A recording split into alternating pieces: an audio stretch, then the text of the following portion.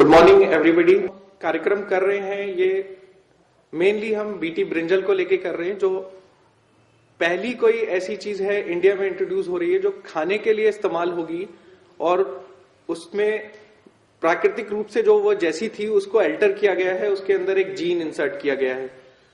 और ये सब इतनी जल्दी हुआ है कि किसी को नहीं पता कि उसको खाने से कितने नुकसान हो सकते हैं, कितनी और परेशानियां आपको आ सकती हैं। तो इन सारी चीजों को देखते हुए जगह जगह लोगों ने इसके खिलाफ बात करनी शुरू की, तो कुछ सरकार जागी है और हमारे माननीय मिनिस्टर साहब जयराम रमेश जी वो जगह जगह लोगों से कंसल्टेशन कर रहे हैं। लेकिन फिर भी जैसा हमारी डेमोक्रेसी में होता है कि चुने जाते हैं लोग कहीं कहीं से, तो सिर्फ 7 जगहों पे वो ये कर रहे हैं, दिल्ली में नहीं कर रहे हैं और ओरिजिनली उन लोगों के बीच नहीं जा रहे हैं जिन लोगों की कंसर्न है या जो किसान हैं या जो इसे बोते हैं या जो सब ये खाएंगे। तो हमारे पास भी ये आइडिया आया कि हमें भी एक जन सुनवाई करनी चाहिए, हमें उन लोगों को मौका देना चाहिए जो लोग अपनी बात नहीं रख पा रहे उन सारे कंसल्टेशंस में जो मिनिस्ट्री कर रही है या सरकार कर रही है। तो हमने इसलिए ये इंडियन पीपल ट्रिब्यूनल के नाम से एक जन सुनवाई का यहाँ पे किया है। उसमें हमारे पैनलिस्ट हैं, उसमें एक्सपर्ट्स हैं, जजेस हैं, सोशल साइंटिस्ट हैं और हम सारे उन लोगों को हमने बुलाया है। ऑल ओवर इंडिया से हमने कोशिश की है बुलाने की जिन सबका एक्सपीरियंस है जेनेटिक सीड्स को लेके, क्योंकि पहले भी इंडिया में बीटी कॉटन पहले लॉन्च हुई थी और बड़ी दिक्कतें रही उसको लेके भी। तो हम सब यहाँ लोग जो भी जिसके एक्सपीरियंस है वो शेयर करेंगे, जजेस सुनेंगे और सिर्फ जजेस ही उनसे वापस सवाल कर सकते हैं जो यहाँ टेस्टिमनी दे रहे हैं। ये बिल्कुल कोर्ट की कार्रवाई की तरह है। जो पैनल के जजेस हैं वही लोग उनसे जो कुछ पूछना है वो पूछ सकते हैं। ऑडियंस उनसे अलग से बात कर सकते हैं पर यहाँ उनके डिपोजिशन में और टेस्टिमनी में उनसे सवाल नहीं कर सकते। फिर हम ये सारा रिकॉर्ड करेंगे, ड्राफ्ट और डॉक्यूमेंट करेंगे और उसके बाद गवर्नमेंट को सबमिट करेंगे कि हम सबकी और आप सबकी और असली हिंदुस्तानी की जो गांव में रहता है, जो खुद बैंगन पैदा करता है और बैंगन खाता है, उसकी राय क्या है इस बारे में। और अब मैं चाहूंगा कि हम कार्रवाई शुरू करें इसकी। एचआरएलएन की तरफ से मैं सब आप लोगों का स्वागत करता हूं और बहुत बहुत धन्यवाद देता हूं कि आप सब लोग आए इतनी परेशानी इतनी ठंड में यहाँ। लेकिन चूंकि हम सबसे जुड़ी समस्या है तो हम सबको ही इसके लिए काम करना पड़ेगा, तभी कोई नतीजा निकलेगा। और मुझे उम्मीद है कि जरूर नतीजा निकलेगा जब हम सब लोग इकट्ठे हुए हैं। धन्यवाद।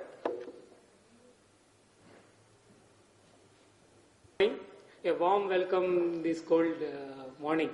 I am Ramanjanailu. I am an agriculture scientist in Andhra Pradesh working with farmers on establishing sustainable agriculture. I appreciate the efforts taken by Human Rights Law Network in organizing this IPT, wherein the various people from across the country were brought in to present the views on this important debate and then to strengthen the debate on the BT brinjal. I welcome the panelists onto the dais. Shri Haspit Suresh, who is a retired justice from Bombay High Court, his flight got delayed. He'll be joining us a bit late during the day, maybe around 11, 12 o'clock. And Professor JPS Oberoi, who is a science, technology and society studies expert, he'll also be joining us late.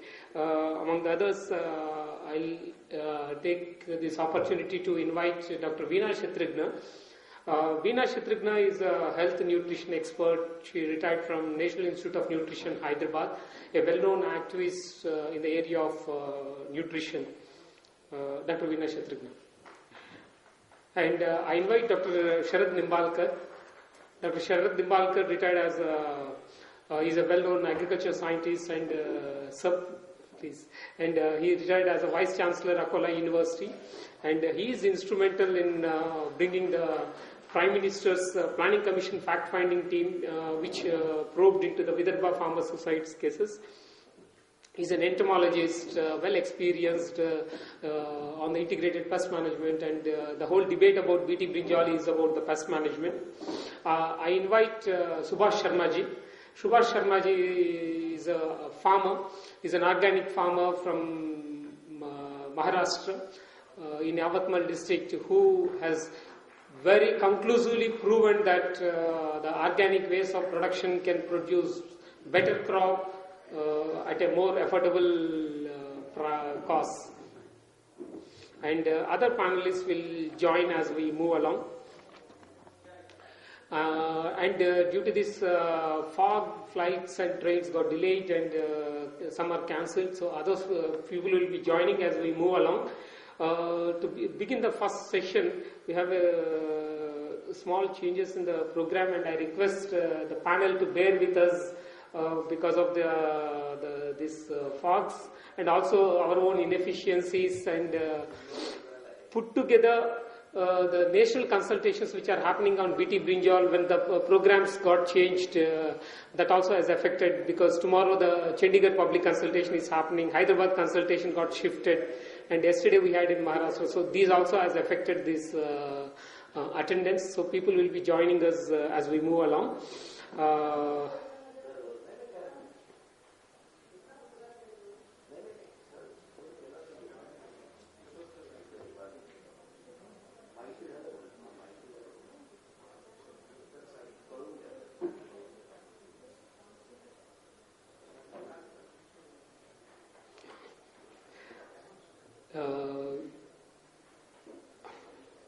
Now I request the first presentation by Dr. V.P. Kambos, is the chair of the review committee of genetic manipulation, Department of Biotechnology. He'll be presenting about the existing Indian regulatory system on the GM crops.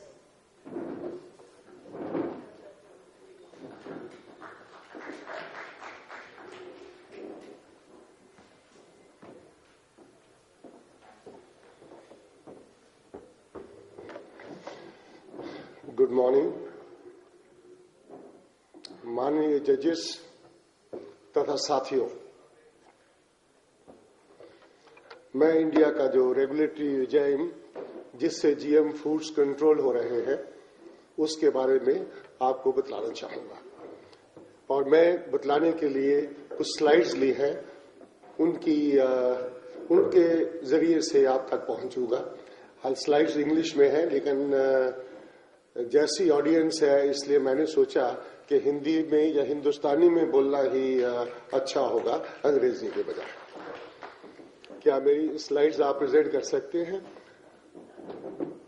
और एक मुझे अगर mic दे दिया जाए तो मैं वहीं से बोलना चाहूंगा, यहां से।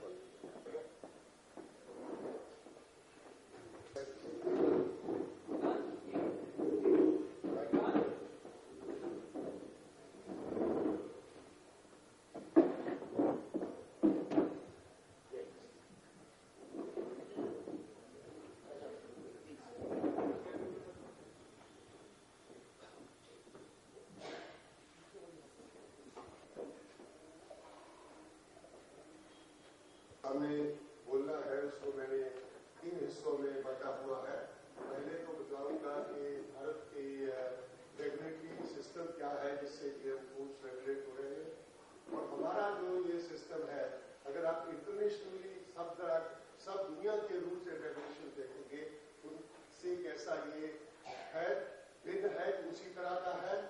और उसके बाद मैं आपके सामने जो 2 क्रॉप्स अभी तक रेगुलेटरी रिजाइम से क्लियर हुई है, एक तो जनता तक पहुंच गई है और दूसरी अभी पहुंची नहीं, उन दोनों के बारे में क्या क्या हम लोगों ने स्टडीज करवाई है उसके बारे में आपसे बात करेंगे।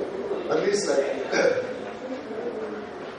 जो भारत का रेगुलेटरी फ्रेमवर्क है, हमारा एनवायरमेंट प्रोटेक्शन एक्ट 1986 का, उसके अंदर जो है इसके मैन्युफैक्चर, यूज, इंपोर्ट, एक्सपोर्ट और किस तरह के हैजर्डस माइक्रो ऑर्गेनिज्म हो सकते हैं या जीएमओ हो सकते हैं या सेल्स है, वो इसे कवर करता है।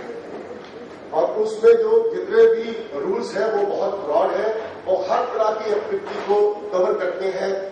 लेबोरेटरी में रिसर्च हो रही हो जीएमओस में, और या उनसे कोई भी प्रोडक्ट बना के जनता तक पहुंच रही हो, सारा ही कॉम्प्रिहेंसिव लेबोरेटरी से लेकर जनता तक पहुंचने तक वो सारी चीजें कवर होती है। अगली स्लाइड। और कैसे इसमें सरकार ने कुछ स्टैट्यूटरी बॉडीज बना रखी है जो इस सारे को देखती है। पहली है रिकॉम्बिनेंट डीएनए एडवाइजरी कमेटी, जो एडवाइजरी नेचर में है, जब रिसर्च शुरू होती है जब किस तरह होनी चाहिए इसका रूल वहां पर है। फिर है इंस्टीट्यूशनल बायोसेफ्टी कमेटी, जो हर इंस्टीट्यूशन में बनी हुई है जहां भी आरडीएनए प्रोडक्ट्स पे काम होता है। Review committee on genetic manipulation and genetic engineering approval committee, یہ committees over all institutional bio safety committee RDS سے سب کو اوور آل دیکھتی ہے کہ کس طرح کا لیبورٹری سے لے کر فیلڈ تک جاتا ہے. State bio technology coordination committee and district level committee یہ اسٹیٹ میں مانیٹرنگ کے لیے ہے, جو کہ مانیٹرنگ اینڈ ایویلویشن کمیٹی اور اسٹیٹ ایگریکلچر یونیورسٹی کے ساتھ مل کے اس کو مانیٹر کرتی ہے کہ فیلڈ میں کیسی چیزیں ہوتی ہیں.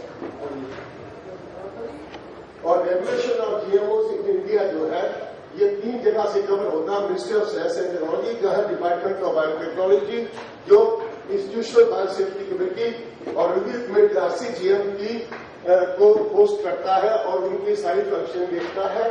Ministry of environment and forest genetic engineering approval committee جو کہ ایپیکس باڈی ہے جس کے اندر ساری کمیٹیز فنکشن کرتی ہے, وہ وہاں ہاؤس ہے. اور اسٹیٹ گورنمنٹ جو ہے اسٹیٹ بایوٹیکنالوجی کوآرڈینیشن کمیٹی اور DLC, اور ہر کمیٹی میں علیحدہ علیحدہ قسم کے ایکسپرٹس ہیں جو ہر ایریا کو کور کرتے ہیں. فارما پروڈکٹس کے ہر ایریا کے لیے, ایگریکلچر پروڈکٹس کے ہر ایریا کے لیے لیب اسٹڈی مالیکولر بایولوجی سے لے کر فیلڈ تک پہنچنے میں, اور اس کے بعد ایگریکلچر ایکسپرٹس جو ہے ہر طرح کے لوگ ان کمیٹیز میں پائے جاتے ہیں. اور یہ ساری کمیٹیز جو ہے انوائرمنٹ پروٹیکشن ایکٹ کے اندر GAAC کو کے انڈر فنکشن کرتی ہے. ہماری گائیڈ لائنس جو ہے ریکمبیننٹ DNA سیفٹی گائیڈ لائنس پہلے جو کہ 1990 میں فریم کی گئی, جبکہ ریکمبیننٹ DNA پروڈکٹس اس وقت یہاں دیش میں نہیں تھی, لیکن دنیا میں ریسرچ شروع ہو چکی تھی, اس لیے یہ گائیڈ لائنس ہوئی. اور یہ گائیڈ لائن جو تھی ریوائز کی گئی ٹرانسجینک plants and guide line toxicity ایلرجیسٹی اور evaluation of ٹرانسجینک seeds plants and plant parts 1998 میں ریوائز کر دی گئی. اور اس دیش میں اس دشا میں کام جو تھا 1994 میں سب سے پہلے BT کواٹر میں شروع ہوا. اگلی اور جیسے جیسے دنیا بھر میں نئی ڈیولپمنٹس ہوتی رہیں گائیڈ لائنس یہ ماڈیفائی. ڈائنامک پروسیس میں گائیڈ لائنس ہمیشہ بھی جو بھی ڈیولپمنٹس ہوتی ہیں اس کے ساتھ گائیڈ لائنس بھی چلتی ہیں. یہ نہیں کہ گائیڈ لائنس ایک دفعہ ڈیولپ کر لی تو اسٹیٹک ہو گئی. گائیڈ لائنس اور کچھ SOPs کیسے چیزیں ہونی چاہیے, وہ چیزیں GMOs کے لیے 2008 میں, پھر سیفٹی اسسمنٹ کے لیے بھی 2008 میں, پھر پروٹوکول فوڈ سیفٹی اسسمنٹ کے لیے 2008 میں اپ ڈیٹ کر دی گئے. اس کا مطلب ڈائنامکلی یہ موو کر رہی ہے, جیسی ریسرچز ہو رہی ہیں, جیسے دنیا میں ڈیولپمنٹس ہو رہی ہے, اس کے ساتھ ساتھ گائیڈ لائنس بھی چینج ہوتی جا رہی ہے. یہ گائیڈ لائنس نہیں کہ ایک دفعہ بن گئے اور سجھاؤ آتے رہیں گے تو یہ اور چینج ہوتی رہیں گی. کس طرح ہم کو اسٹرکٹلی مانیٹر کر سکتے ہیں. اگلی سلائڈ. اور ان کی جو دنیا بھر میں سب سے اپروچ رہی ہے شروع سے ٹرانسجینک فوڈس آنے سے پہلے سے بھی, سیفٹی اسسمنٹ جو GM فوڈس کی ہے وہ اس پرنسپل پہ بیسڈ ہے کہ جو ان کی کمپوزیشن جو بھی چیز ہونی چاہیے جو ٹریڈیشنل فوڈس آپ کھا رہے ہیں ان سے میچ کرنی چاہیے. ہر طرح کا جو ان کا کمپوزیشن ہے اس سے میچ کرے, اور تبھی ہم اس کے کمپیٹیو ان کو کنسیڈر کر سکتے ہیں. ان میں کوئی بھی نیو یا اور کسی طرح کا ہیزرڈ تو نہیں ہے, یہ بھی دیکھا جاتا ہے. اور یا جو آپ فوڈ کھا رہے ہیں وہ نیوٹریشن پانے کے لیے اس کی جگہ اسے استعمال کر سکتے ہیں. یہ ساری چیزیں اس دشا کو ڈیٹرمن کرتی ہیں. اگلی سلائڈ. تو جو ان کا ایم ہوتا ہے کہ بالکل یہ سیف ہونی چاہیے, ریلیٹو سیفٹی دیکھی جاتی ہے, ایبسولوٹ سیفٹی کہیں بھی نہیں. کیوں ریلیٹو سیفٹی ہم نے بات کی؟ کساوا روٹ اس دیش میں بہت اچھی طرح سب جگہ کھائے جاتے ہیں, یہ ٹاکسک ہے, لیکن اسے اچھی فوڈ بنانے کے لیے پروسیس کیا جاتا ہے کھانے سے. اس کے لیے اس کو جو ہے ریلیٹو سیفٹی کہتے ہیں, ایبسولوٹ سیفٹی نہیں کہتے. اور سویا بینس اور لائم بینس جو ہے یہ بھی اینٹی نیوٹرینٹس ہے, اگر پروسیسنگ کے پہلے کھائے جائے تو ان کے ٹاکسک افیکٹس ہیں. اس لیے پروسیسنگ بھی امپورٹنٹ کمپوننٹ ہے. جیسے آپ نیچرل فوڈ کھاتے ہو, اگر GM فوڈ کو بھی اسی طرح آپ نے میئر کرنا ہے, نہ کہ اس کو ایک سیپریٹ کمپارٹمنٹ میں میئر کرنا, اس کے بالکل اکویولنٹ ہونا چاہیے. اگلی سلائڈ. تو جو کمپیریٹو اپروچ ہے اس میں یہ ہونا چاہیے بالکل اسی طرح کے اس کے برابر ہونا چاہیے جتنے اسی کمپوزیشن اور دوسرے کریکٹرسٹکس ہے جو ٹریڈیشنل فوڈس ہے. اور یہ آپ کو فلیکسیبلٹی فوڈ اسسمنٹ کے لیے پرووائڈ کرتی ہے کہ آپ نے پروسیسنگ کیا جیسے ٹریڈیشنل فوڈ کرتے ہو اسی طرح آپ نے اس کو کرتے کرنا ہے. اور آپ کو دوسرا یہ کرتا ہے کہ اس کے علاوہ کوئی اس میں ڈفرینسز ہے, اگر ڈفرینسز ہیں تو ان کو آگے اسٹڈی کر کے کیسے سیف پروو کیا جا سکتا ہے, یا اگر سیف نہیں تو اسے کیسے باہر کیا جا سکتا ہے. اور یہ ہر جگہ اپلائی ہو سکتی ہے. فوڈ چین پہ ان پروسیسڈ فوڈ جیسے آپ نے لیا اس پہ آپ اپلائی کر سکتے ہیں, انڈیویجلی پروسیس فریکشنز پہ اپلائی کر سکتے ہیں, فائنل فوڈ پہ اور انگریڈینٹس پہ جس لیول پہ بھی آپ کہیے سبسٹینشیل اکویولنس آپ اس لیول پہ دیکھ سکتے ہیں کہ ہر جگہ اس کے ماپ دنڈ پہ اترنا چاہیے. اور آپ کو کیا کرتے ہیں اس کے ساتھ آپ کو کس طرح یہ پریزربل کرتا کس طرح سملر ہے اور کس طرح اس سے ڈفرینسز ہے. جو کنوینشنل ٹریڈیشنل فوڈ ہے یہ نیا فوڈ جو ہے اس سے کس طرح ملتا ہے اور کس طرح اس سے بھن ہے. اور یہ اس کے لیے یا تو سفیشینٹ ڈیٹا پہلے لٹریچر میں ہے اویلیبل, اگر نہیں ہے تو آپ ڈیٹا اینالائز جنریٹ کر سکتے ہیں. ٹریڈیشنل فوڈ پہ بھی کمپوزیشن انالیسس کا ڈیٹا اور جی ایم او فوڈ پہ سارا ڈیٹا. اور یہ اسسمنٹ بہت سمپل ہے کیونکہ ابھی تک جتنے بھی فوڈس ہیں ان میں 1 یا 2 جینس یوز کی گئی ہے.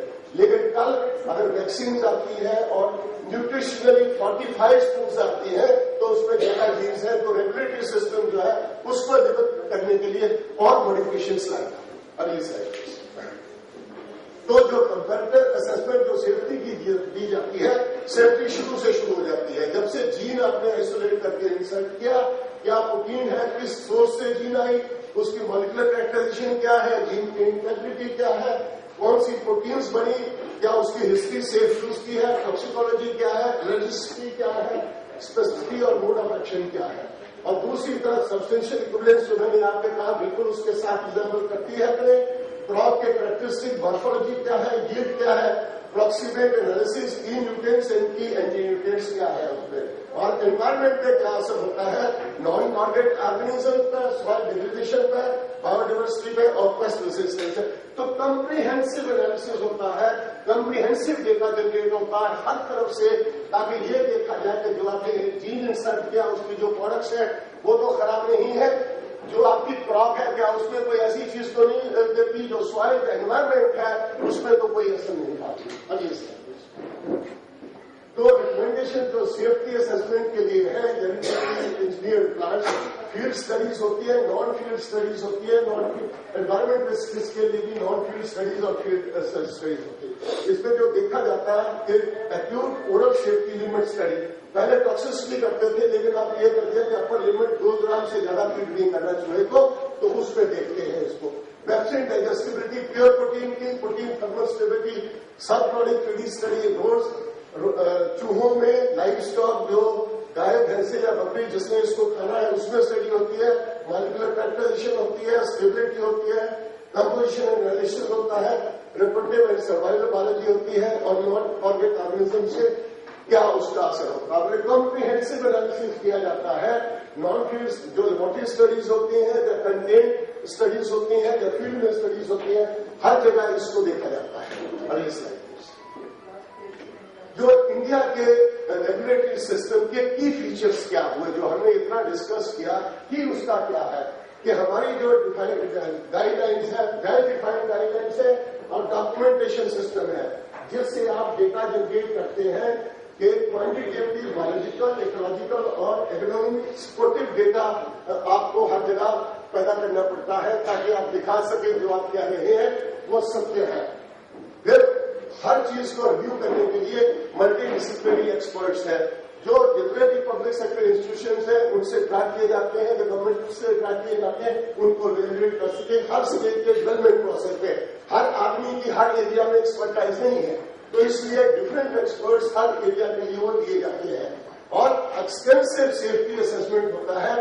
اور جو بھی ہماری گائیڈ لائنس ہیں وہ انٹرنیشنل ایگریمنٹس یا جو فوڈ ایگریکلچر آرگنائزیشن یا ورلڈ ہیلتھ آرگنائزیشن سے گائیڈ لائنس جو مارک ماتے ہوئے ہیں بالکل ان سے میل کھاتی ہے. اور ہمارا ایم یہ ہے کہ جو بھی جی ایم کراپس ڈیولپ کی جائے اور اس دیش میں انٹروڈیوس کی جائے اس کا ہیومن یا اینیمل ہیلتھ میں یا انوائرمنٹ میں کوئی اثر نہیں آنا چاہیے اور ایگریکلچر پروڈکشن میں بھی کوئی اثر نہیں آنا چاہیے. بڑھوتری ہو تو بہت اچھا لیکن اور کوئی برا اثر نہیں ہونا چاہیے کسی چیز پہ بھی. اگلی سلائڈ. تو یہ جو گائیڈ لائنس ہیں ان کی اپروچز ہے جو بھی اپروچز فالو کی جاتی ہے اس میں یہ ہے کہ ریمارکیبل کنسسٹنسی ہے باقی انٹرنیشنل سسٹم سے. یہ ہے سب ہمارا جو بھی ہم کر رہے ہیں دنیا بھر میں بھی جو ریگولیشنز ہیں ایک دوسرے بالکل تال میل کھاتے ہیں. اور اس کا یہ ہے کہ جو بھی انٹرنیشنل کنسلٹیشن ہوئی Codex Alimentarius Ad Hoc Intergovernmental Task Force for Food derived from Biotechnology. 60 expert से दुनिया भर से मिले और इन्होंने सारी गाइडलाइंस 1993 में ये डेवलप की, जिसमें वो composition analysis comparability with traditional foods माना गया। फिर फूड एंड एग्रीकल्चर ऑर्गेनाइजेशन और WHO ने इसको 1994 में एक्सेप्ट कर लिया, जो भी उस की रिकमेंडेशन थी। International food biotechnology council, international life sciences institution, organisation for economic cooperation and development और WHO, जो भी ये सारी ऑर्गेनाइजेशन है, जो भी इन्होंने गाइडलाइन या जो दिशा निर्देश किया है, वो सारी गाइडलाइन जो है सब देश उसे फॉलो कर रहे हैं अभी इस। और अगर आप ये देखें तो ये सारा जो है पोस्ट इन्फॉर्मेशन क्या है, डोनर मॉलिक्यूलर, ये सारी आपको इंडिया और बाकी सारे के सारे देश ये चीजें फॉलो कर रहे हैं जब GM एवेल्यूएशन का कंसर्न है अगली साल। और अगर आप देखिए पोटेंशियल टॉक्सिसिटी एंड एलर्जेंस की जो है एक्ट बायोस 2006 ने ये गाइडलाइंस डिमांड की थी, उनके बेसिस पे यदि आप भारत देखें तो भारत हर चीज को फॉलो कर रहा है। कई देशों में जैसे कनाडा है, उन्होंने कुछ चीजें ऑप्शनल रखी है, जैसे एक्यूट टॉक्सिसिटी है और 90 डेज बैक टॉक्सिसिटी ऑप्शनल रखी हुई है, ऑप्शन। लेकिन हमारे यहाँ सारी चीजें वो फॉलो हो रही है जैसे एडवांस किया है। अगली स्लाइड। न्यूट्रिशनल डेटा भी देखें तो इंडिया हर चीज फॉलो कर रहा है, कई देशों ने ऑप्शनल रखा है और इवन जापान ने रखा कि इंडिकेटिव है तो कब करना है, वरना उसे नहीं करना, कोई जरूरत करने की नहीं है। अगली स्लाइड। और डाइटरी एक्सपोजर में भी देखिए इंडिया जो है सारी चीजें जो भी रिकमेंडेशन है फुली फॉलो कर रहा है, कोई ऑप्शनल नहीं, कोई इंडिकेटिव नहीं, हर चीज जो भी इन सब बॉडीज ने रिकमेंड की है उन सबको फॉलो करना चाहिए सेफ्टी असेसमेंट के लिए। और इसलिए मैंने कहा था कि मैं एक आपको एग्जाम्पल दूंगा, ये तो हमारा एक चीज मैंने जो हमारा रेगुलेटरी सिस्टम डेवलप हुआ बिल्कुल मैच कर रहा है जो इंटरनेशनल गाइडलाइंस है। फूड एग्रीकल्चर ऑर्गेनाइजेशन, WHO जितने और इंस्टीट्यूशन है, सबने जो भी अप्रूव किया है बिल्कुल उनसे तालमेल कर रहे हैं, बिल्कुल। और हर चीज जो रिकमेंड की है हम कोई चीज चांस पे नहीं छोड़ रहे, हर चीज कर रहे हैं। तो इसमें जो पहली क्रॉप हमारे यहाँ जिसमें लेबोरेटरी में 1994 में काम शुरू हुआ था और 2002 में अल्टीमेटली वो जनता तक पहुंची, वो कॉटन बीटी कॉटन था, जिसका सीड कंपेरेबल है 4 नॉन बीटी हाइब्रिड्स में, जिसको इस्तेमाल किया जाता है। और अदर कन्वेंशनल वैरायटीज जो देश में ग्रो कर रही थी पहले, उन सबसे बिल्कुल मैच करता है। उसका कंपोजिशन एनालिसिस में कोई भी डिफरेंस नहीं है। जो उसकी रेजिमेंसी देखी गई, एक मॉडल है ब्राउन नॉर्वेडर्स, उसमें बीटी ब्रिंजल और बीटी कॉटन, और दूसरा जो नॉन बीटी था उसमें कोई अंतर नहीं था। जो अगर से पोटेंशियल गिनी पिग में देखा गया उसमें भी कोई अंतर नहीं था दोनों में। और 90 डेज जो बोर्ड फीडिंग स्टडी की गई उसमें कोई टॉक्सिसिटी नहीं मिली, और जो बीटी कॉटन और नॉन बीटी कॉटन